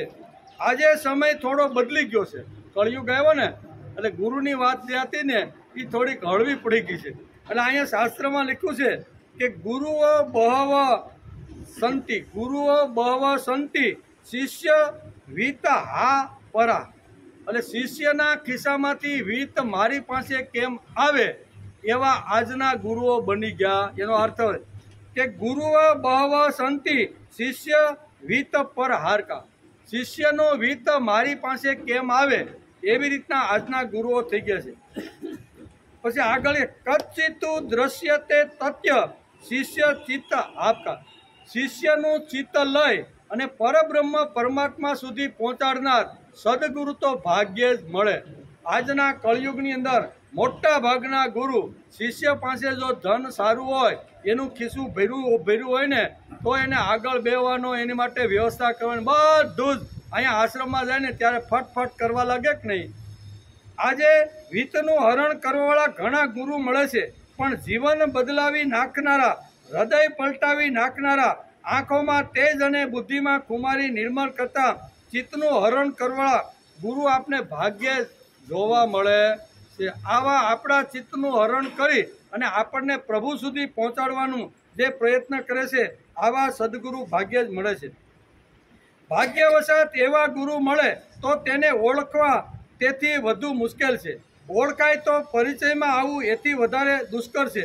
અને મળે તો એની સાથે સંબંધ ટકાવી રાખવો ને એ ખૂબ જ અઘરું છે. નહીતર એટલે અમરેલીમાં જેમ થયું ને મૂળદાસનું કે ભાઈ આપણે હવે મૂળદાસને ગુરુ તરીકે માનતા, અરે ભાઈ થયું હું તો કે આવી રીતના ધંધા કરે છે. મેં તો અત્યાર સુધી એને પવિત્રને આવા મહાન પુરુષ માન્યા હતા. હવે આ કોઈને બાળક રાખી છે તો એને હું કેમ એમ કરી અને જે કાંઈ એની માળા કાંઈ જે પહેરી હતી ને ગુરુની માળા એ બધી તોડી નાખી. ઘણીવાર આવું પણ બને કે ન બને, આવી રીતનું બનતું હોય છે. તેથી કહે છે કે ભાગ્યવશાત એવા ગુરુ મળે તો તેને ઓળખવા ખૂબ જ અઘરા છે. પછી ઓળખી ગયા. અમરેલી છોડીને મૂળદાસ જ્યારે બહાર ગયા અને પછી પાછળથી ખબર પડી કે આ તો મેં બહુ મોટી ભૂલ કરી છે. પાછા ત્યાં ગયા, પગે લાગીને આ બધું ઘણીવાર થતું હોય છે.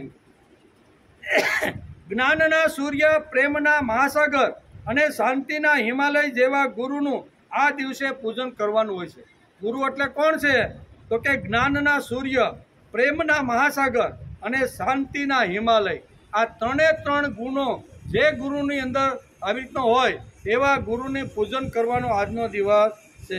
ગુરુ પૂજન એટલે સત્યનું પૂજન, ગુરુ પૂજન એટલે ધ્યેયનું પૂજન, ગુરુ પૂજન એટલે જ્ઞાનનું પૂજન અને ગુરુ પૂજન એટલે અનુભવનું પૂજન.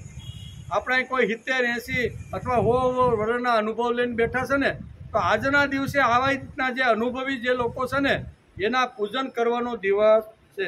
એટલે ગુરુ પૂજન એટલે અનુભવ પૂજાનો દિવસ. આવા કાળમાં આવા ગુરુ ન મળે તો શું કરવું ભાઈ? ઘણીવાર આપણને પ્રશ્ન થાય, વાત તો બધી બરોબર છે પણ આવા ગુરુ ન મળે તો શું કરવું ભાઈ? ક્યાં જવું મારે? ઘણીવાર આવો પ્રશ્ન થાય છે. તો એ પ્રશ્નનો જવાબ મહાપુરુષો આપણે એનો પણ જવાબ આપે છે. કૃષ્ણમ વંદે જગદગુરુ. આવો ગુરુ ન મળે તો શું કરવાનું? વસુદેવ સુતમ દેવમ કંસ ચાણુર મર્દનમ દેવકી પરમાનંદમ કૃષ્ણમ વંદે જગદગુરુ. આવો કદાચ આપણા ખિસ્સા ઉપર ધ્યાન રાખીને બેઠો એવા જો 5-8 ટેકણે જાઓ જો ભટકી જાય અને પછી માણસ નિરાશ થઈ કે હવે શું કરવાનું? ત્યારે અહીં કહેશે કે જો આવો ગુરુ તને ન મળે ને તો એક ગુરુ તૈયાર છે, કૃષ્ણમ વંદે જગદગુરુ. આખા જગતનો જે ગુરુ છે ને એને તું ગુરુ બનાવી દે અને એમણે જે કાંઈ વાત અને જે સિદ્ધાંતો કીધા છે ને એ પ્રમાણે જીવી અને ચાલવાનો પ્રયત્ન કર તો તું એનો કૃષ્ણમ વંદે જગદગુરુનો શિષ્ય છો. એટલે કે શ્રી કૃષ્ણને ગુરુ બનાવી તેમણે દાખવેલા જીવન રાહ પર ચાલવું એ જ શ્રેયસ્કર માર્ગ. આવા લે ભાગુ ઘણીવાર મળી જાય તો એનો મારે ગુરુ કરવાનો આવો વિચાર આવે ત્યારે કૃષ્ણમ વંદે જગદગુરુ. ભગવાન શ્રી કૃષ્ણનો ગીતા સંદેશ વાંચીને એને સમજીને એને આચરીને ઘરમાં લઈ જવાનો સંકલ્પ કરો એ જ ગુરુ પૂજાનો મહિમા. ગુરુ પૂજાનો કૃષ્ણમ વંદે જગદગુરુ જો આપણે માનતા હોય તો એનો જે ગીતા સંદેશ છે, એના જે વિચારો છે, એમણે જે ગીતાની અંદર કીધેલા જે સત્ય સિદ્ધાંતો છે એ સત્ય સિદ્ધાંતોને ઘર ઘર સુધી લઈ જવાનો પ્રયત્ન કરે, એ જ કૃષ્ણનો સાચો શિષ્ય બની શકે છે. પહેલો અહીં કહે છે કે ગુરુ પૂજાનો આ જ મહત્વ છે. ઘર ઘરની અંદર ગીતા સંદેશ લઈ જાઓ. ગીતા સંદેશમાં શું કીધું છે કે કર્યા વગર કાંઈ મળતું નથી અને મફતનું લઈશ નહીં. હવે આટલો સુંદર ગીતાએ આપણે ઉપદેશ આપ્યો છે, તો એ વિચાર જ્યાં પહોંચ્યો નથી ને ત્યાં પહોંચાડવાનો પ્રયત્ન કરીશ તો તું કૃષ્ણનો શિષ્ય 100% બની જઈશ. કરેલું ફોગટ જતું નથી, નિરાશ થઈશ. તું જે કાંઈ કરે સારું નરસું કરે છે ને એ કોઈ ફોગટ જવાનું, તેથી તારે નિરાશ થવાની કોઈ જરૂર. આ ગીતા સંદેશે, આ ગીતા સંદેશને ઘરે ઘરે જો આપણે લઈ જવાનું છીએ. ત્રીજી વાત છે, કામ કરવાની શક્તિ તારામાં છે, લઘુતા ગ્રંથિ બાંધીશ. કામ કરવાની શક્તિ તારી અંદર પડેલી છે પણ તું કરતો નથી. એમાં અમે શું કરીએ કે મેં તને બધી ઇન્દ્રિયો આપી, ઇન્દ્રિયોમાં દરેક ઇન્દ્રિય ઉપર દેવતાઓને બેસાડી અને બધી શક્તિને મજબૂત કરવાનો પ્રયત્ન કર્યો છે ઇન્દ્રિયોને, પણ ઇન્દ્રિયોને તું વાપરે જ નહીં તો એમાં વાંક કોનો ભાઈ?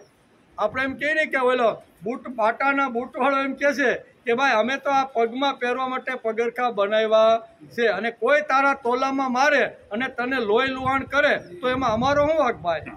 એમ ભગવાને આપણને બધી ઇન્દ્રિયો આપી છે. એ ઇન્દ્રિયો શા માટે આપી?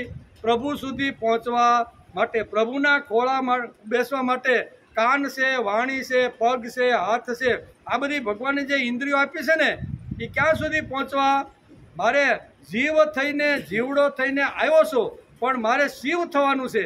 શિવ તત્વ સુધી લઈ જવા માટે આપણને આ બધી ઇન્દ્રિયોની શક્તિ આપેલી છે. તેથી કહે છે કે કામ કરવાની શક્તિ તારામાં છે, લઘુતા ગ્રંથિ ક્યારેય બાંધવાની નહીં. ચોથી વાત કીધી છે કે કામ કરતો જા, હાંક મારતો જા, મદદ તૈયાર છે અને વિશ્વાસ ગુમાવીશ નહીં. કોઈ દિવસ ભગવાન ઉપરનો વિશ્વાસ અને આપણા આત્મા ઉપરની શ્રદ્ધા ક્યારેય ગુમાવવાનો માણસે પ્રયત્ન કરવો જોઈએ. આ ગીતાનો સંદેશ જો હું ઘેરે ઘેરે લઈ જતો હશો ને તો હું ખરો કૃષ્ણનો શું કહેવાય શિષ્ય છું અથવા એનો સેવક છું. આ સંદેશો લઈ ગામ ગામમાં અને ઘર ઘરમાં એ જગતગુરુ શ્રી કૃષ્ણ વિચારો લઈ જવા, એ જ કૃષ્ણમ વંદે જગતગુરુ છે. કૃષ્ણમ વંદે જગતગુરુ એટલે આ જગત ગુરુએ કીધેલી જે ગીતા છે અને એની અંદર ભગવાને જે આશ્વાસનો આપ્યા છે ને એ આશ્વાસનો ઘર ઘર સુધી પહોંચાડવા જોઈએ. જગતગુરુના આશ્વાસનો પહોંચાડી સુતેલામાં જાગૃતિ આણવાની અને મહેલમાં એનાની અંદર સંજીવની પૂરવાની. જેણે ભારતીય સંસ્કૃતિના વૃક્ષને પોતાના રક્ત સિંચનથી ઉછેર્યું છે એવા એ જગતગુરુનું આપણા ઉપર, સમાજ ઉપર કેટલું મોટું ઋણ છે. કૃષ્ણ ભગવાન પણોટી વાળીને કોઈ દિવસ ક્યાંય બેઠા, જન્મથી શરૂઆત કરી. વિચાર તો કરો કે હજી તો જન્મ નહોતો થયો ત્યાં જ એના મારવાના પ્રયત્નો શરૂ થઈ ગયા હતા. શું થયું? હજી તો ભગવાનને અવતાર લેવાની, જન્મ લેવાની તો હજી વાર હતી, પણ જન્મ પહેલાં જ એને મારવાના પ્રયત્ન. હવે આનાથી વિશેષ દુઃખ કયું હોય? પણ આવું હોવા છતાંય પણ જગતને આનંદ આપવા સિવાય એને બીજું કાંઈ કર્યું નથી. એમ જેણે ભારતીય સંસ્કૃતિના વૃક્ષને પોતાના રક્ત સિંચનથી ઉછેર્યું છે એવા જગતગુરુનું આપણા ઉપર ઘણું ઋણ છે. એ ઋણનો વિચાર કરી કૃતજ્ઞ ભાવે તેનું કાર્ય કરવા કટિબદ્ધ થનારે જ ગુરુ પૂર્ણિમાની સાચી રીતે ઉજવણી કહેવાય. ગુરુ પૂર્ણિમાની ઉજવણી સાચી કેવી કહેવાય? તો કે ગુરુ જગતગુરુ છે એનો એકાદો વિચાર સમાજના અંતિમ માણસ સુધી લઈ જવાનો પ્રયત્ન કરે, એને સાચી ગુરુ પૂર્ણિમા ઉજવી છે એમ કહેવાય. વેદ વ્યાસને ખરા નમસ્કાર આ જ છે, કારણ કે વેદ વ્યાસે 700 શ્લોક શ્રીમદ ભગવદ્ ગીતામાં કહેવાયેલા જે 700 શ્લોક છે એની સરસ મજાની માળા ગૂંથી અને આપણને ગીતાના રૂપની અંદર આપી.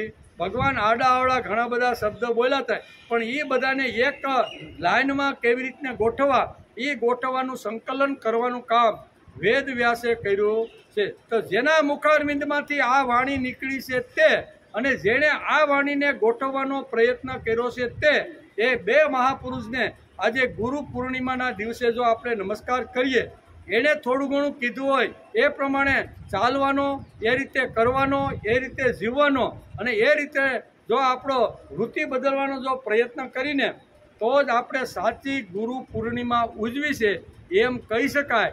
નકર ક્યાં ગયા હતા ભાઈ? કાલે આપણે ઘણાને પૂછ્યું કેમ ભાઈ નહોતા, તો કે ગુરુ પૂર્ણિમા ગયા. શું હતું એ કે બસ ત્યાં ખાલી જમણવાર હતું એ કે, જેમાં બધાને મળ્યા અને પછી અમે આવતા. આના સિવાય કાંઈ છે? પછી કહેવાનું કે એ ઋણનો વિચાર કરી કૃતજ્ઞ ભાવે તેનું કાર્ય કરવા કટિબદ્ધ થનારે જ ગુરુ પૂર્ણિમાની સાચી ઉજવણી કરી કહેવાય. તેથી વેદવ્યાસ અને કૃષ્ણ મંદે જગતગુરુ આવાને આજે નમસ્કાર કરવાનો દિવસ છે. શ્રીમદ ભગવદ્ ગીતાની જ્યોતથી ઝૂંપડીને પ્રકાશિત કરનાર શ્રી કૃષ્ણનો સાચો ઉપાસક છે. મારી પાસે જેટલી તાકાત, જેટલી શક્તિ, જેટલું બળ, જેટલી સમજણ છે ને એના દ્વારા હું મારી દીવડી પ્રગટાવી અને ઝૂંપડીમાં અંજવાળું લાવવાનો હું પ્રયત્ન. કદાચ આપણે હેલોજન ન હોય 1000 વોલ્ટના, પણ નાનો દીવડો તો બની શકીએ ને. દીવડાના રૂપની અંદર પણ એકાદા ઝૂંપડાની અંદર જાય અને જો આવી તો પ્રકાશ આપવાનું જો કામ કરશું ને તો ભગવાન કહેશે યો મદ ભક્ત સમે પ્રિય. તેથી જ અહીંયા ભગવાને પણ આ વાત કરી છે. શ્રીમદ ભગવદ્ ગીતાની જ્યોતથી ઝૂંપડીને પ્રકાશિત કરનાર શ્રી કૃષ્ણને સાચો ઉપાસક છે. તેણે જ ગુરુ પૂર્ણિમાની સાચી ઉજવણી કરી છે, બાકીના હોય નહીં એમ મક્કમતાથી માણસ કહી શકાય.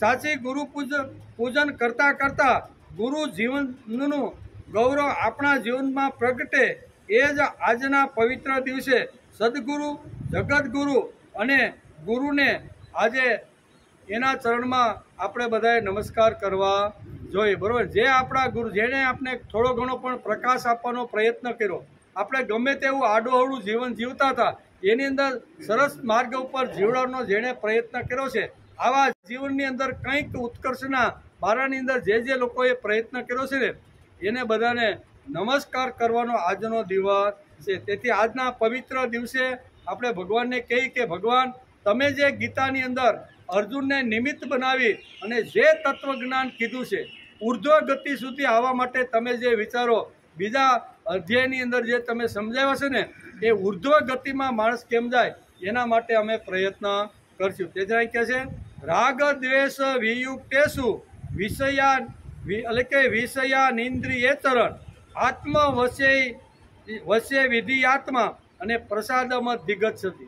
આજના પવિત્ર દિવસે ઘણા કહે કે ભાઈ તમે ગુરુ પૂર્ણિમા આ હરબોલે ફાર્મમાં તમે વાત કરતા હતા કે આપણે ત્યાં બેસીને ગુરુ પૂર્ણિમા ઉજવી, કાંઈ પ્રસાદ રાખ્યો છે? ઘણા આપણે બહાર નીકળશે ને ત્યારે પૂછશે તો આ જ પ્રસાદ છે. ભગવાને પ્રસાદની વાત કરી દીધી છે. પ્રસાદ એટલે પ્રસન્ન થઈને માણસ અહીંથી જાય એનું જ નામ પ્રસન્નતા. પ્રસાદે તું પ્રસન્નતા, આવું ભગવાને ગીતામાં બહુ સ્પષ્ટતા કરી છે. તેથી પ્રસન્નતાનો પ્રસાદ લઈ જવાનો. હસતા રમતા કિલોલ જે કાંઈ સારા વિચારો સાંભળ્યા છે એ જીવનમાં ઉતારીએ, જેના જીવનમાં નથી એના જીવનમાં લઈ જવાનો પ્રયત્ન કરીએ અને એ આપણું કીર્તન થાય. કેવું? આપણે એને સુધારવા માટે, ઉદ્ધાર કરવા માટે કે બદલવા માટે જાતા નથી, પણ મેં જે કાંઈ સાંભળ્યું છે ને એ જો હું બુજાઈને કહીને તો મારી વાણી પવિત્ર થશે. કારણ ભગવાને આપેલી જે ઇન્દ્રિયો જે ખરાબ નથી, એ ઇન્દ્રિયોને સારે ને યોગ્ય રસ્તે જો આપણે વાપરીએ ને તો એ ઇન્દ્રિયો પણ હરિદ્વાર સુધી માણસને પહોંચાડી જાય છે. તેથી કાનથી અમે જે કાંઈ સારા વિચારો સાંભળ્યા એ વાણી દ્વારા બીજાની પાસે જઈને પ્રગટ કરવા. એટલે બે ઇન્દ્રિય તો પવિત્ર થઈ કે નહીં? આજના દિવસે સાંભળ્યું એ પણ કાન દ્વારા પવિત્ર થયું અને જે સાંભળ્યું છે એ આપણે બીજાને વાણી દ્વારા જો કહેશું ને તો ઇન્દ્રિયો શબ્દ, સ્પર્શ, રૂપ, રસ, ગંધ આ જે વિષયો છે ને એ વિષયો ખરાબ નથી, પણ વિષયોની સાથે ઇન્દ્રિયો કેવી રીતનો વ્યવહાર કરે છે ને એના ઉપર સારું કે નરસું ખબર પડે. સારી અધોગતિના ખાડામાં પણ લઈ જાય છે અને ઉર્ધ્વ ગતિમાં પણ લઈ જાય છે. તેથી આ બે શ્લોકની અંદર ભગવાને ઉર્ધ્વ ગતિ બતાવવાનો પ્રયત્ન કર્યો છે. એનો વિચાર અત્યારે આપણે અહીંયા ચાલતો રહેલો છે અને એમાં આ ગુરુ પૂર્ણિમાનો ઉત્સવ આવ્યો. વ્યાસે કીધેલી વાત જ અને વ્યાસે જે સંકલન કરીને ગીતા આપણા હાથમાં આવી એનો જ અભ્યાસ અત્યારે આપણે કરી રહ્યા છીએ. આવતીકાલે આપણે અહીંયા આવશું, બરાબર? ત્યારે આગળના પ્રસાદે સર્વ દુઃખાના હાનિ રસ્યો પર જાય છે. આગલા શ્લોકમાં બહુ સરસ કીધું છે કે જેને પ્રસાદ મળી જાય ને એકવાર એનું જીવન કેવું થાય છે તો એનું વર્ણન ભગવાને અર્જુનને નિમિત્ત બનાવી અને માનવ જાતને કરવાનો પ્રયત્ન કર્યો છે. તો આપણે નમસ્કાર કરી બરાબર અને પ્રાર્થના કરીને ઊભા થઈ.